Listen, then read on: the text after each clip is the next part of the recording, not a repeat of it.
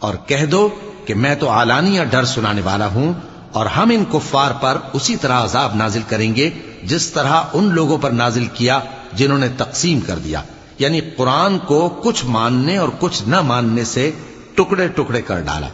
سو تمہارے پروردگار کی قسم، ہم ان سے ضرور پرسش کریں گے ان کاموں کی جو وہ کرتے رہے۔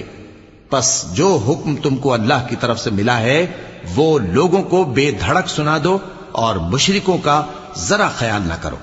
ہم تمہیں ان لوگوں کے شر سے بچانے کے لیے کافی ہیں جو تم سے ہنسی کرتے ہیں، جو اللہ کے ساتھ کوئی اور معبود قرار دیتی ہیں۔